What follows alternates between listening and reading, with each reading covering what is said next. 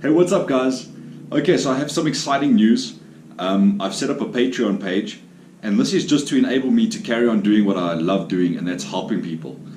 Making videos like these takes up so much time. I'm either studying, or I'm doing videos, or I'm researching, or I'm on social media and I'm helping people, and I've got a million questions every day, or I'm editing videos. So it takes up a lot of my day, and I can't focus on work and helping people all the time.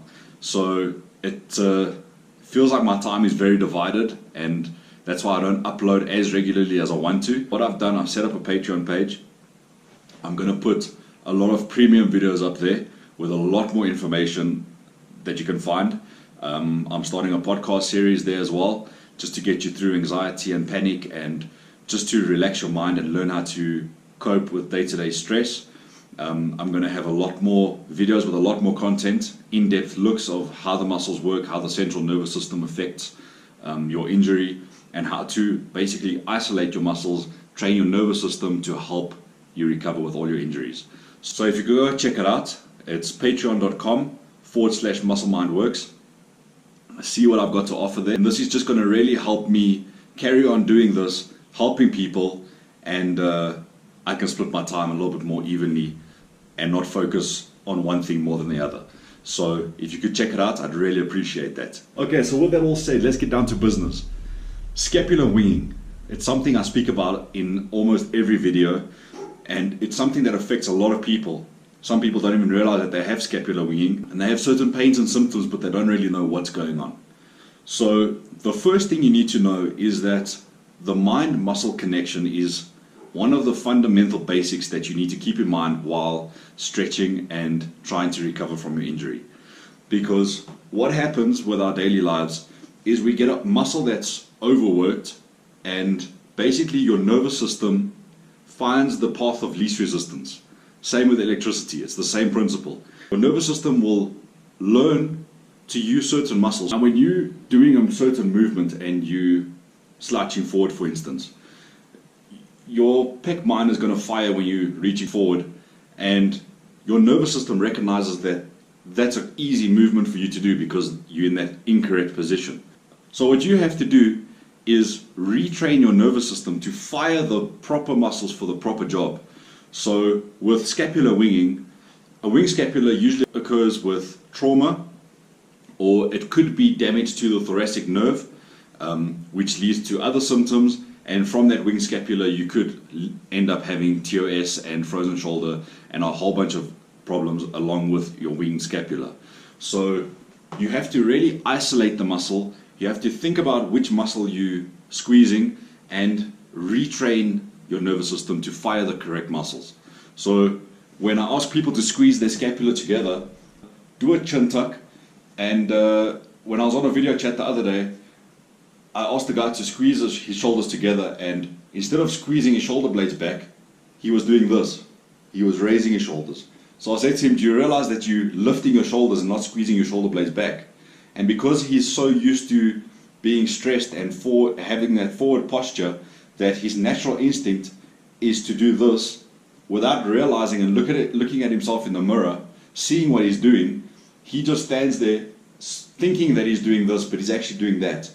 So what you have to do is look at what you're doing, because more than likely your nervous system has taken over and retrained your muscles and the way your muscles fire, and you are doing things incorrectly.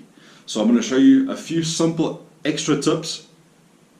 Goes along with my other video on winged scapula, but these are very simple basic tips just to start taking the load off the muscle and doing the neurological re-education and rewiring your nervous system to activate those muscles better so that you can function properly. Okay, so what we want to do is we want to isolate the shoulder blades, and we want to isolate the serratus anterior.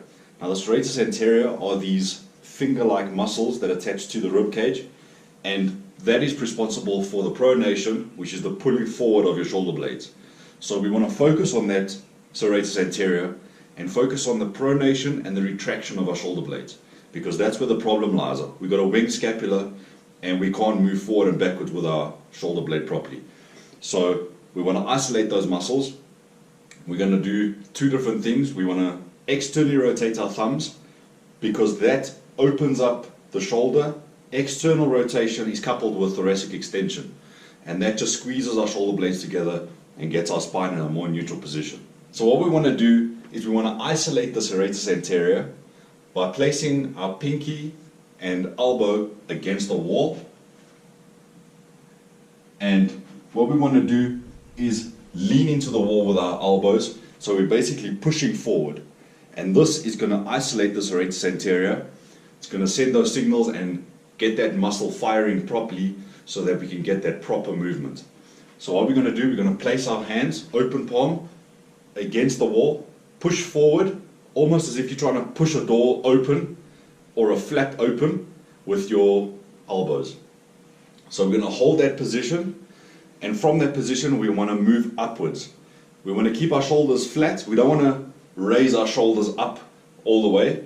We want to keep this position and basically focusing on this muscle, go up slightly, hold it, activate that muscle, come back down. So what it looks like, we stand like that, open hands, pinky against the wall, elbow against the wall, push forward, you can lean a bit, push with your elbows, and keep that push and go all the way up. Don't go too high up and start lifting your shoulder. You want to keep it flat. So however high you can go, if you have a tight serratus anterior, you can probably just go a little bit. It doesn't matter. Start slowly and you're going to work your way up. So we're going to keep it there. Imagine that you're keeping that flap open with your elbows. Push forward, hold that tension, and just raise it slightly and come back down. Just do a few of these at a time, just activating this muscle, because that's going to re-educate your nervous system to fire these muscles more correctly, relax correctly, so that your shoulder blade can sit properly against your rib cage. Okay, the next exercise we want to do is a scapular push-up.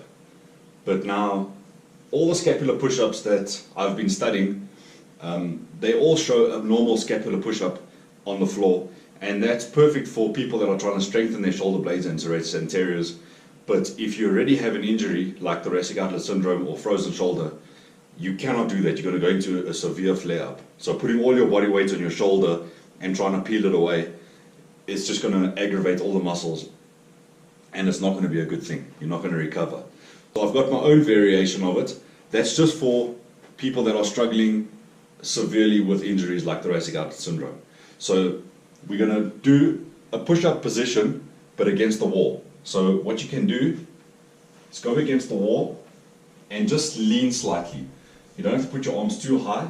Whatever's comfortable. Lean slightly, keep a straight back. You don't want anterior tilt of your pelvis. You want to keep that pelvis nice and straight, tilted properly, and always keep a straight back. From this position, what we're going to do is not a regular push-up. We're going to do just a scapular push-up. So we're basically going to keep our back straight, and we're going to pronate our shoulder blades, hold it there, and you're going to feel your whole back is going to stretch open. Your shoulder blades are going to stretch. So we're going to hold it there, and then relax. Push up again, and relax. So what we're doing is basically just pronating our shoulder blades, relaxing, pronating again, and this is just getting that slight movement and getting that muscle to fire, and this is going to train your nervous system once again, just to keep those muscles engaged and firing properly. So that next time you're going forward, your serratus anterior is moving correctly and pronating your shoulder blade in the right way. So these are just two very basic exercises you can do just to engage your scapula and help with that winged scapula.